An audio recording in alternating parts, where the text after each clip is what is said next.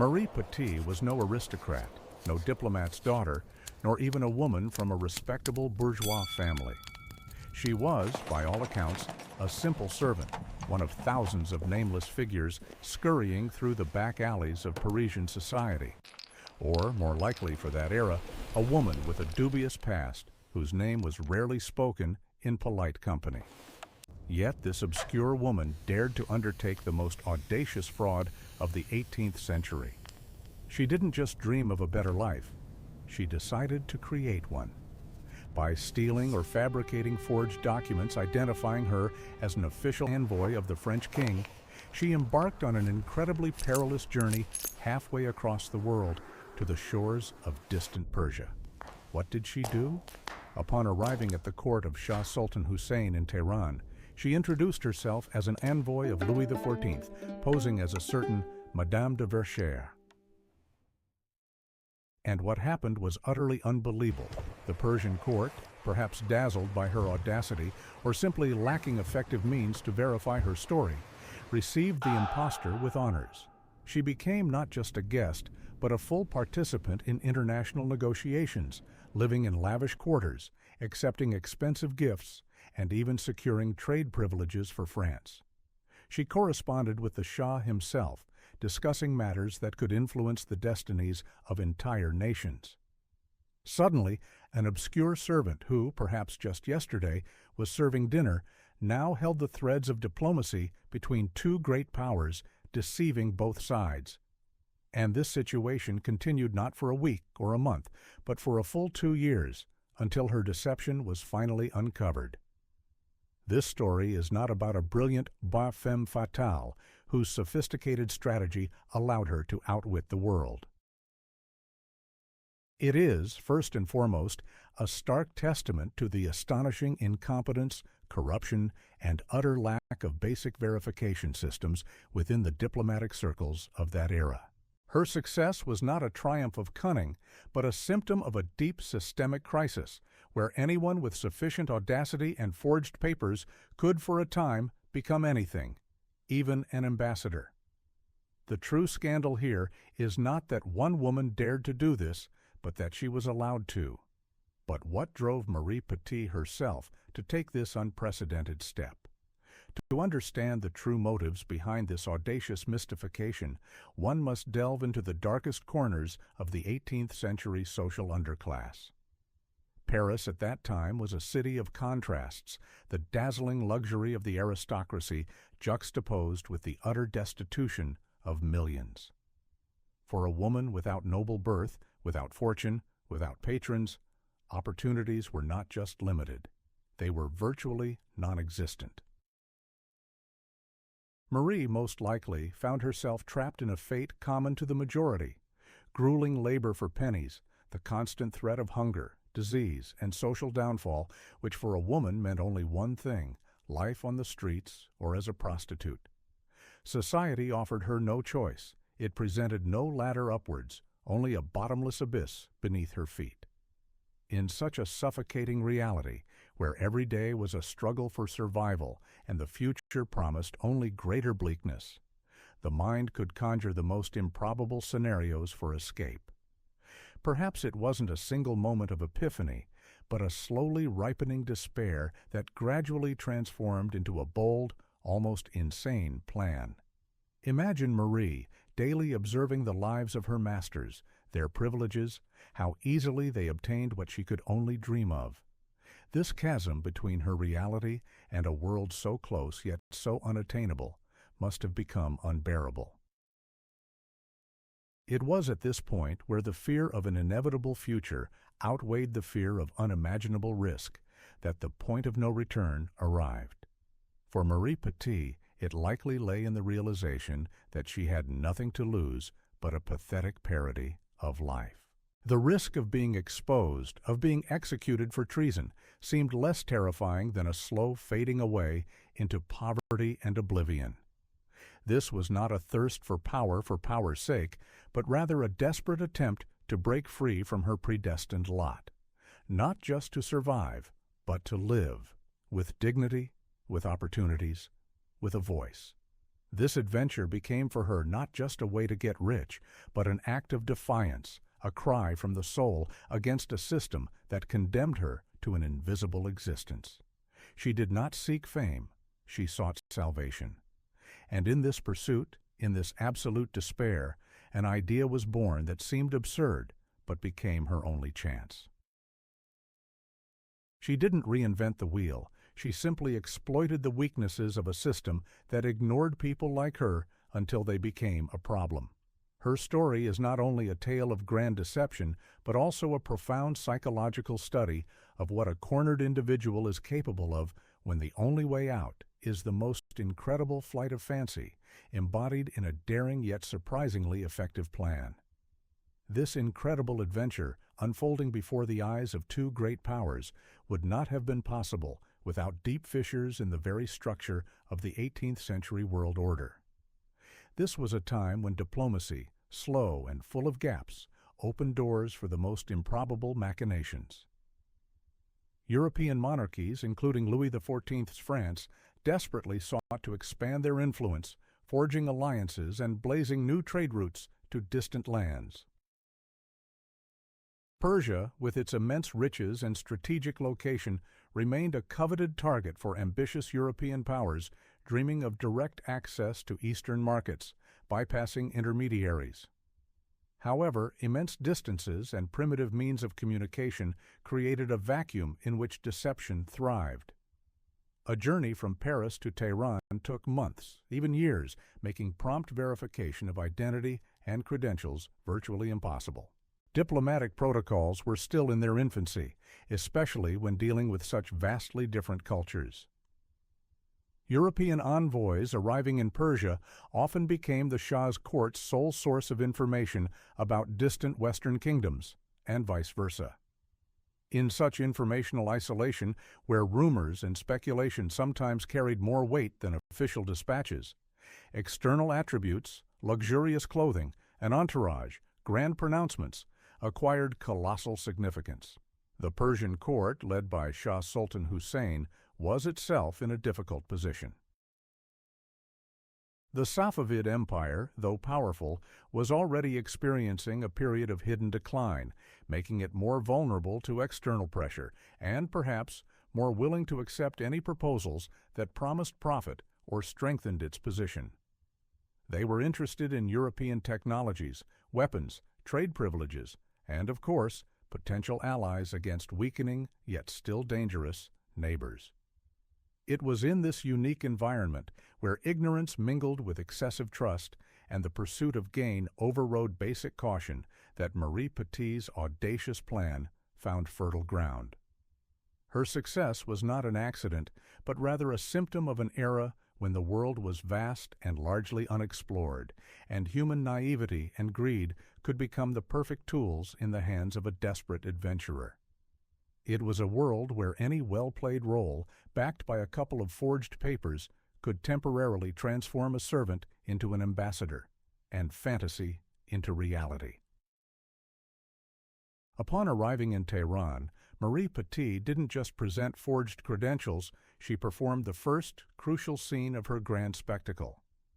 From her very first steps on Persian soil, she conducted herself with such arrogant confidence and demanding authority that it became a powerful tool of deception in itself.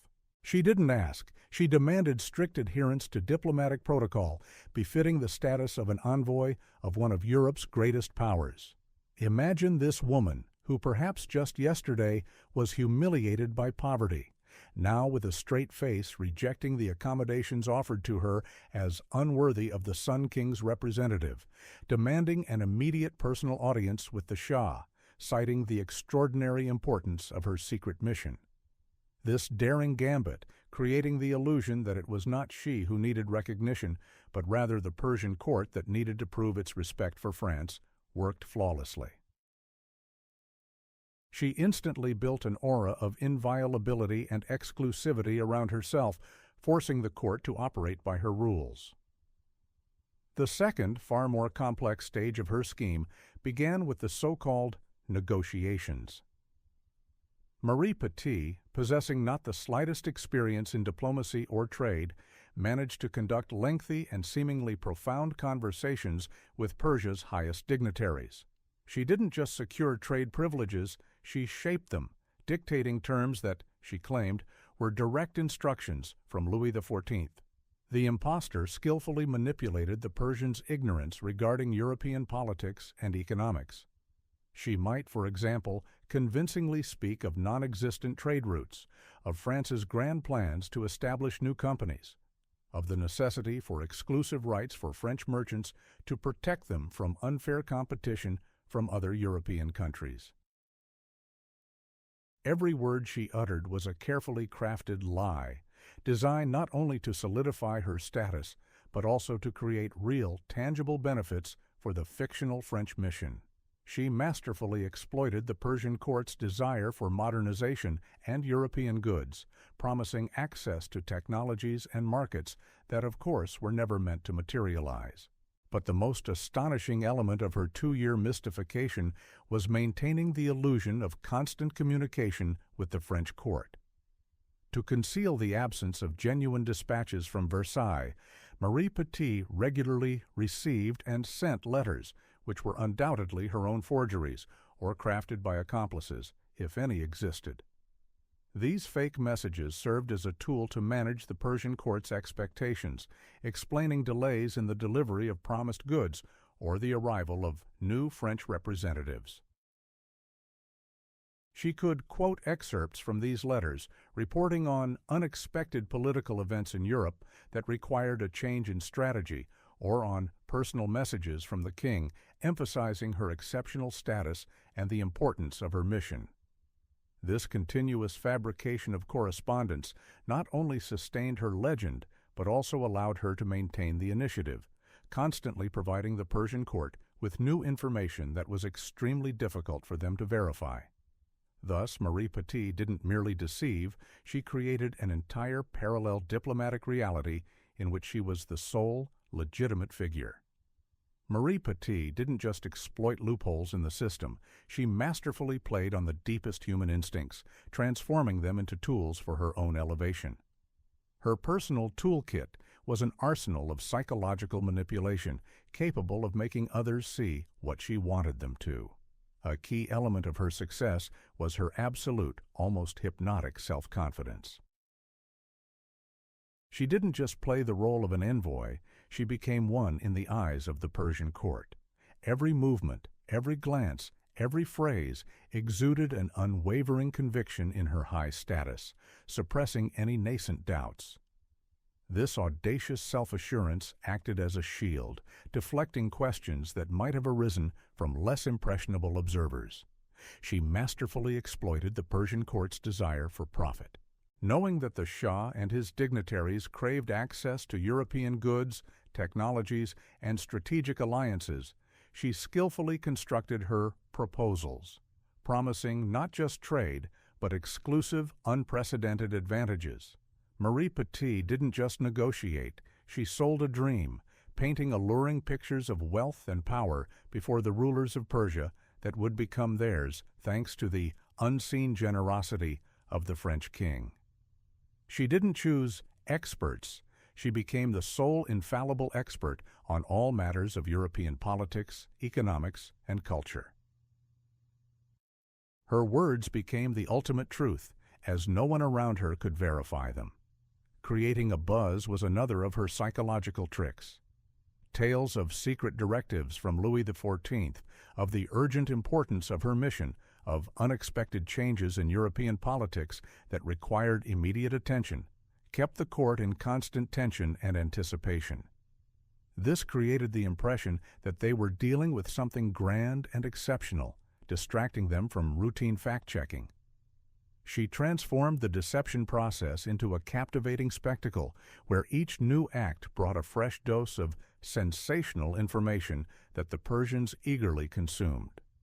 Beyond these psychological ploys, Marie Petit possessed an astonishing capacity for adaptation.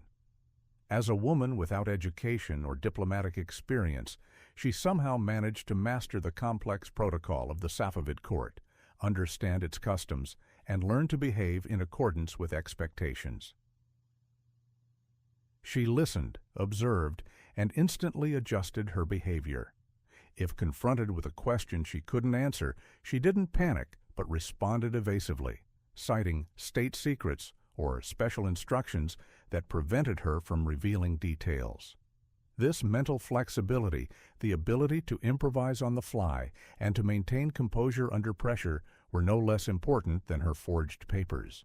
She didn't just deceive, she lived her lie, constantly adapting to changing circumstances, like a seasoned actress playing the most important role of her life. However, even the most skillfully woven web of lies eventually begins to fray. And for Marie Petit, this process began not through the fault of the Persian court, but because of those who, seemingly, should have been her support. Her incredible success rested on several pillars: the naivete of the host country, the vast distances that made verification impossible, and most importantly, the absence of real French representatives in Persia during that period. The Persian Shah and his viziers, eager for European technologies, weapons, and trade routes, became the primary beneficiaries of her promises.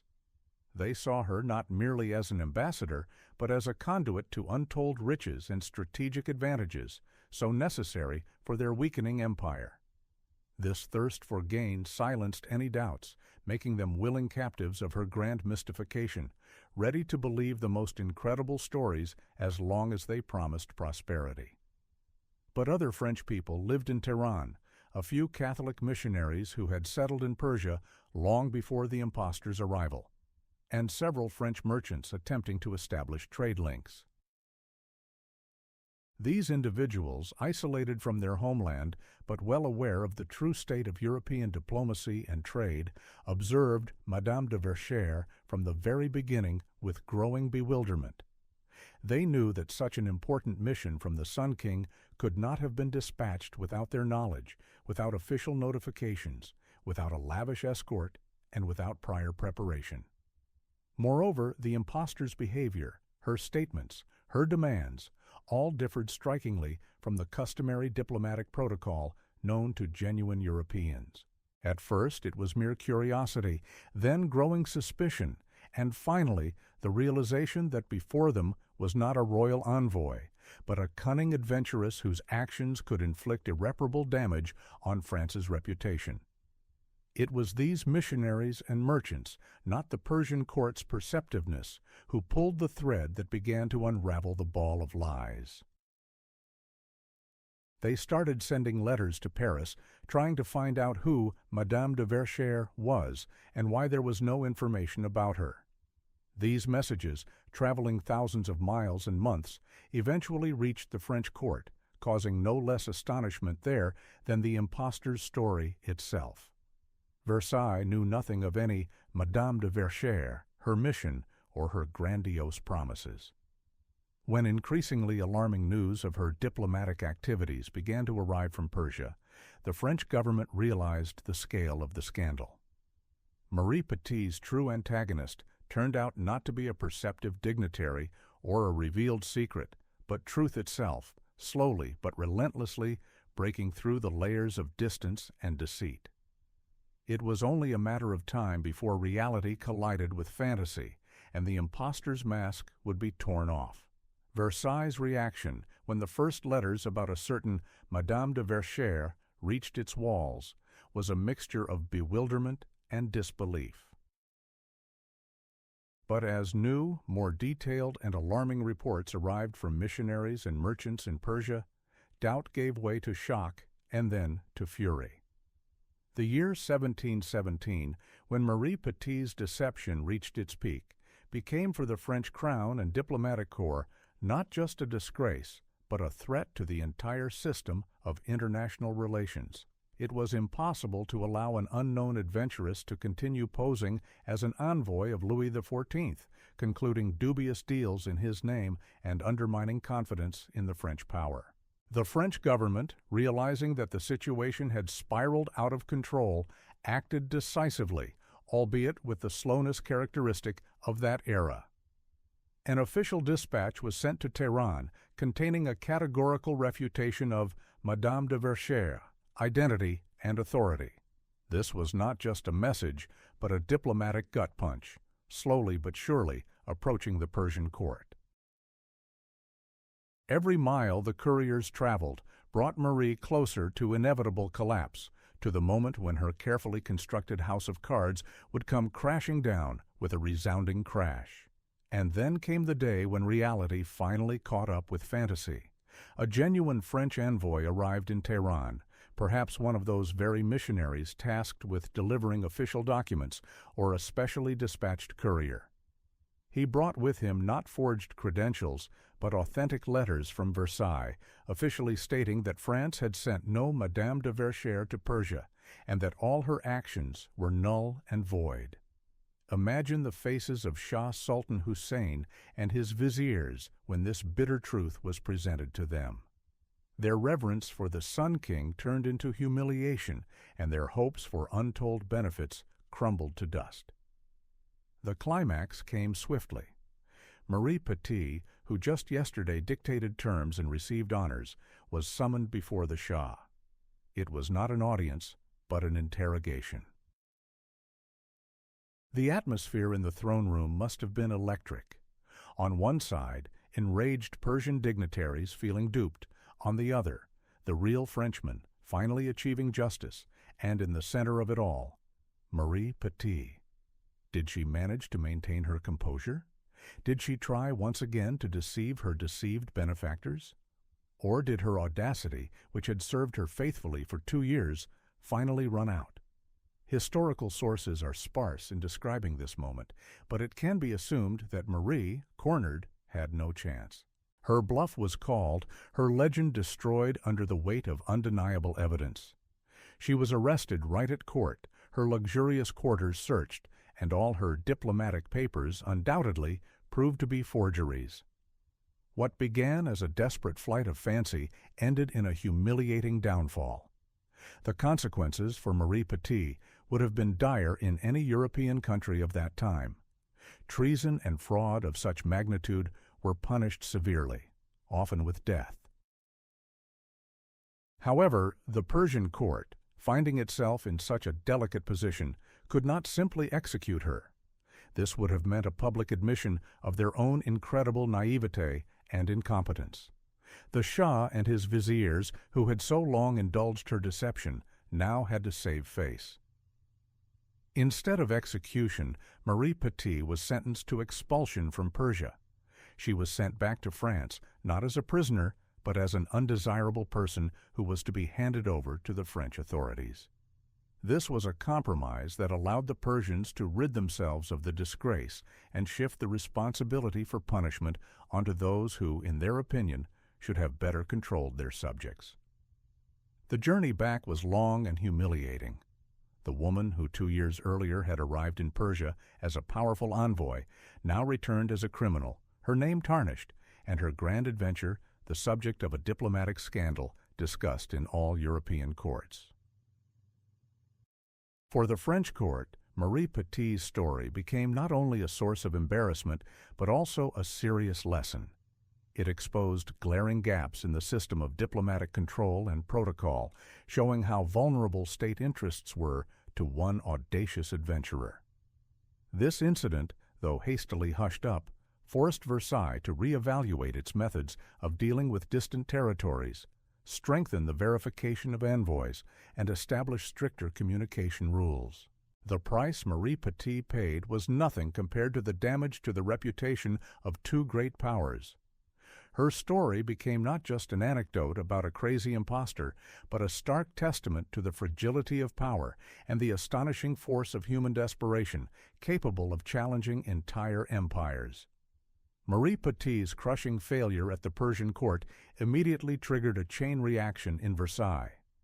The French crown, already disgraced in the eyes of European powers, faced the urgent need to restore its authority and trust. The financial repercussions, though not direct losses from the impostor's actions, were significant.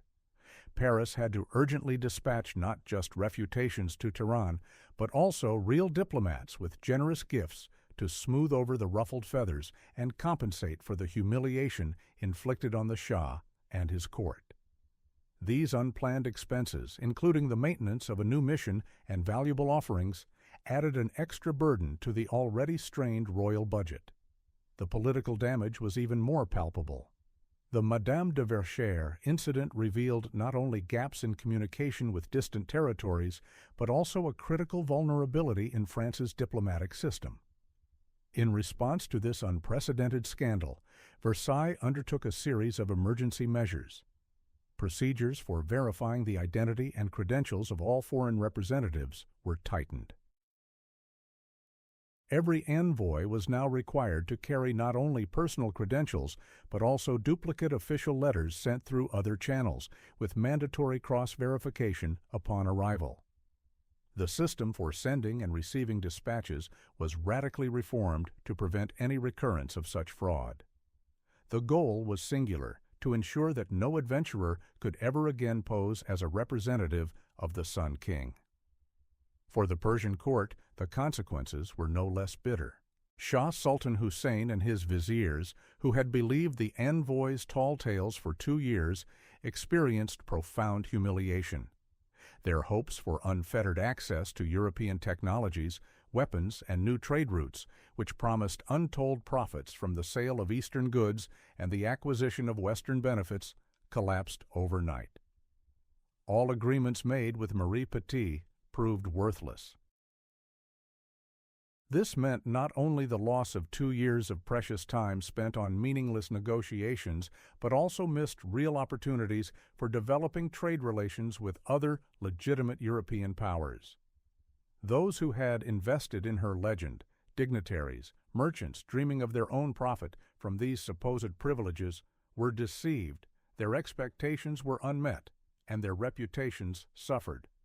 Although Marie Petit left no material wealth behind, her adventure dealt a palpable blow to France's prestige in the East and exposed systemic flaws that forced one of the world's greatest powers to reevaluate the foundations of its foreign policy. It was a costly lesson that altered the diplomatic landscape and proved that even in an era of boundless distances and limited communications, truth sooner or later found its way. Her story, it seemed, should have been forgotten, buried under a pile of disgraceful diplomatic dispatches. But the paradox is that it was precisely Marie Petit's ignominious exposure that transformed her from a nameless servant into a legend, albeit one that twisted the truth. Society, craving sensational narratives, preferred to see her not as an adventuress who exposed systemic incompetence, but as a daring heroine who defied the world. The myth of the brilliant femme fatale displaced the uncomfortable truth. Her success was a symptom of a profound crisis and the naivete of the time. Marie Petit's legacy is not monuments, but an invisible imprint on the collective consciousness.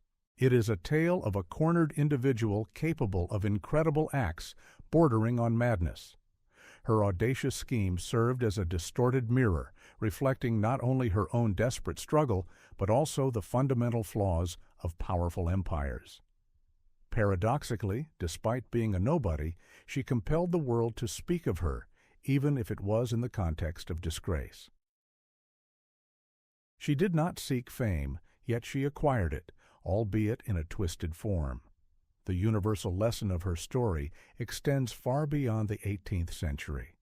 It serves as a potent reminder of how outward appearances can supersede true essence, how the thirst for gain can silence caution, and how vulnerable even the most powerful structures can be when confronted with boundless audacity. Her narrative, often stripped from its original context of desperation and incompetence, evolved into a myth of a daring challenge rather than a profound systemic flaw. This is the ultimate paradox of her legacy. She didn't merely deceive, she exposed an uncomfortable truth that even mighty empires can be blinded by their own pride and avarice.